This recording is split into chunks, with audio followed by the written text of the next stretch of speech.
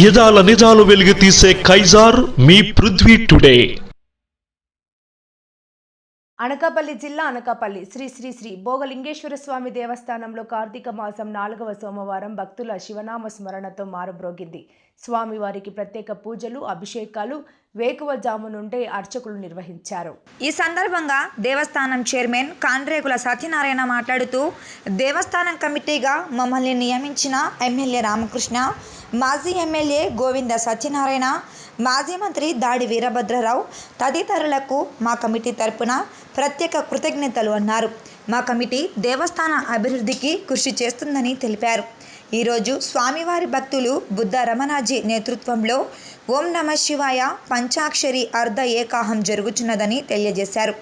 ఈరోజు స్వామివారి ప్రసాదాన్ని షణ్ముఖ స్వీట్స్ యజమాని భాను వితరణ చేశారు అని అన్నారు.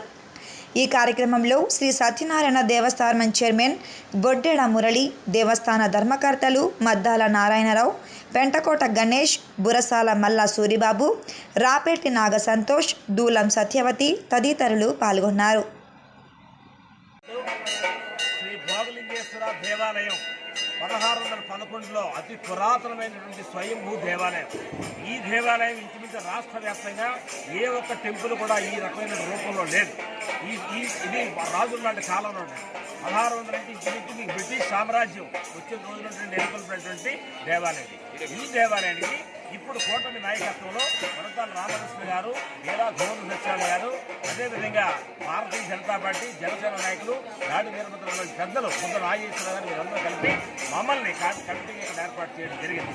ఇప్పుడు మేము ఇది పర్మనెంట్ కమిటీ కాదు, టెంపరీ కమిటీ. ఏదేమైనా మేము బాధ్యతలు బుద్ధ స్పందన పెట్టుకొని మా పాలకవర్గం ఉన్నటువంటి మీ అందరూ కూడా దీనికోసం కృషి చేస్తున్నాం.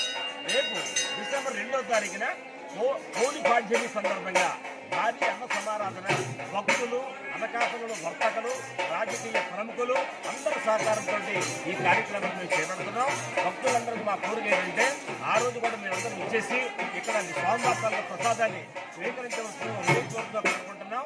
అదేవిధంగా స్వామివారికి భవిష్యత్తులో మేము చేపట్టబోయే కార్యక్రమానికి ఇతోధికంగా సహాయాన్ని అందించి మాకు సహకరిస్తారని, అదేవిధంగా మరి భీమశెట్టి రామ్కి గారు ఎవరైతే రామకృష్ణ గారు అల్లుడు ఉన్నారో వారు కూడా మా యొక్క నియామకాల్లో ప్రధానమైన భూమిక వహించారు. ఆ విధంగా వారితో పాటు అందరూ కూడా నాకు సహకరించారు. ఏదేమైనా వారిచ్చిన నమ్మకాన్ని మేము ముందు చేయమని, ఎటువంటి అవినీతికి, ఆచరణ పక్షపాతానికి, బంధుప్రీతికి తావు లేకుండా ఇక్కడ కార్యక్రమాలు చేయడానికి మనస వాస కర్మని మేమంతా కూడా